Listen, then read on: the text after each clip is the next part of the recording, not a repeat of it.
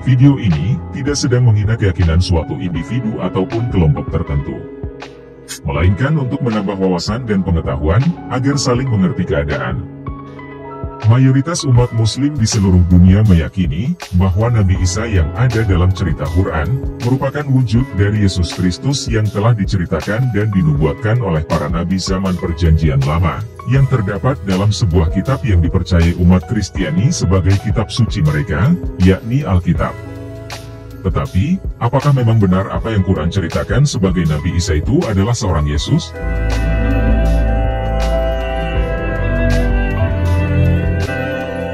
Jika kita melihat dari sisi cerita yang terkandung dalam wujud Nabi Isa, ada beberapa kejanggalan yang merupakan perbedaan yang sangat besar antara Yesus dan Isa.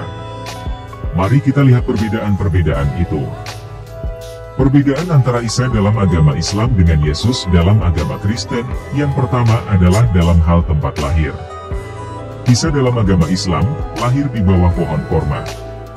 Maryam ayat 23, rasa sakit ketika akan melahirkan, memaksanya bersandar pada pangkal pohon kurma. Sedangkan Yesus dalam agama Kristen, lahir di dalam palungan, atau tempat makan ternak. Lukas 2 ayat 12, dan inilah tandanya bagimu, kamu akan menjumpai seorang bayi dibungkus dengan lampin dan terbaring di dalam palungan. Nama orang tua Isa dalam agama Islam, adalah Maryam. Maryam ayat 16, ceritakanlah kisah Maryam di dalam kitab, yaitu ketika dia mengasingkan diri dari keluarganya ke suatu tempat di sebelah timur. Dalam Al-Quran, Maryam adalah nama ibu Isa, sehingga ia digelari Isa putra Maryam. Sebagai manusia biasa, ada yang menganggap kalau Isa seharusnya punya ayah. Tetapi Al-Quran tidak menyebut nama ayah Nabi Isa.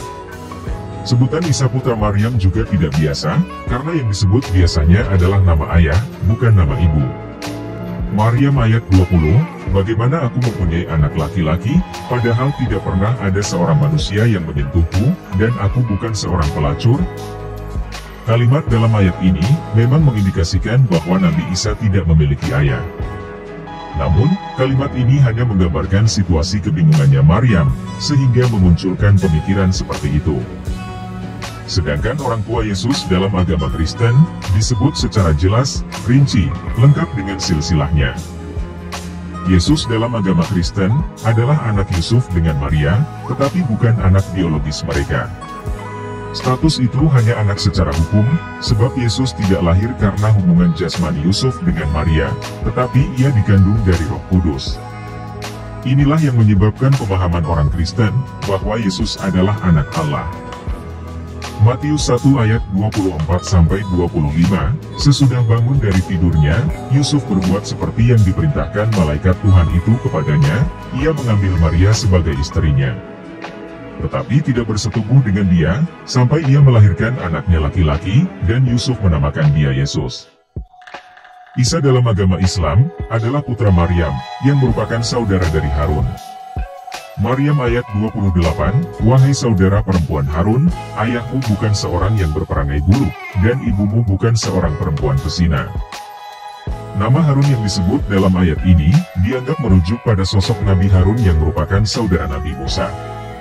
Namun jika demikian, akan terjadi kerancuan garis waktu sejarah. Sebab, yang banyak diyakini, Maryam tak sezaman dengan Nabi Musa dan Nabi Harun. Biarlah para ulama berdebat masalah ini, mari kita lanjutkan dulu videonya. Menurut Alkitab Perjanjian Lama, Miriam saudara Harun dan Musa, adalah perempuan yang hidup 1000 tahun sebelum Miriam ibu Yesus. Sedangkan dalam Kristen, Maryam ibu Yesus, memiliki saudara bernama Elisabeth, istri dari Zaharia. Namun kemungkinannya, hanyalah saudara sepupu. Perbedaan antara Isa dalam agama Islam dengan Yesus dalam agama Kristen selanjutnya, adalah dalam hal mukjizat bicara saat bayi. Isa dalam agama Islam, membuat mukjizat dengan dapat berbicara ketika masih bayi. Maryam ayat 29-33, dia menunjuk kepadanya, agar mereka bertanya. Mereka berkata, bagaimana kami berbicara dengan anak kecil yang masih dalam ayunan? Sedangkan Yesus dalam agama Kristen, tidak ada mukjizat seperti itu. Ada yang mirip, tapi pada umur 12 tahun, berbincang-bincang dengan alim ulama di Bait Allah. Lukas 2 ayat 41-52, ketika Yesus telah berumur 12 tahun, pergilah mereka ke Yerusalem seperti yang lazim pada hari raya itu. Sesudah 3 hari mereka menemukan dia dalam bait Allah. Ia sedang duduk di tengah-tengah alim ulama, sambil mendengarkan mereka, dan mengajukan pertanyaan-pertanyaan kepada mereka. Dan semua orang yang mendengar dia sangat heran akan kecerdasannya, dan segala jawaban yang diberikannya. Yesus adalah orang paling banyak melakukan mujizat di Alkitab. Tetapi semuanya dilakukan setelah ia secara resmi memulai pelayanannya pada usia 30 tahun. Nabi Isa dalam Islam, hidup di tengah masyarakat Bani Israel, yang terlena akan kenikmatan dari kemaksiatan yang mereka lakukan. Raja Herodes yang saat itu memimpin, mendengar ajaran dari Nabi Isa, kemudian menyuruhnya untuk menunjukkan kebesaran dari Allah, yaitu menghidupkan burung. Surat Ali Imran ayat 49, seorang Rasul dari Bani Israel berkata, "Sesungguhnya aku telah datang kepadamu dengan tanda dari Tuhanmu. Sesungguhnya aku membuatkan bagimu dari tanah yang berbentuk seperti burung, lalu aku meniupnya, sehingga menjadi seekor burung dengan izin Allah." Sedangkan Yesus dalam agama Kristen, tidak ada mujizat seperti itu. Dari sekian banyak mujizat yang dilakukan Yesus, tidak ada satupun yang berkaitan dengan burung. Agama Islam meyakini bahwa Injil diturunkan kepada Nabi Isa, sebagaimana Taurat diturunkan kepada Nabi Musa, dan Al-Quran diturunkan kepada Nabi Muhammad. Sedangkan dalam agama Kristen, Injil tidak diturunkan kepada Yesus, baik dalam bentuk kitab maupun dalam bentuk wahyu. Kristen meyakini, Yesus sendirilah Injil itu, yakni kabar baik, bahwa Tuhan mengampuni dosa manusia lewat pengorbanan Yesus di kayu salib. Yesus juga tidak menulis kitab Injil, tetapi 4 orang pengikutnya yang menulisnya. Dalam hal penyaliban, juga ada perbedaan. Kematian Isa dalam agama Islam, tidak disalibkan, atau tidak mati, tetapi diangkat ke surga.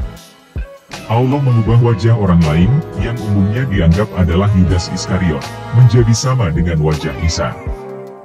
Sehingga orang-orang yang akan menyalibkan Nabi Isa, sesungguhnya menyalibkan Yudas Iskariot, karena menganggapnya Isa. An-Nisa ayat 157, mereka berkata, "Sesungguhnya kami telah membunuh Al-Masih, Isa putra Maryam, Rasul Allah."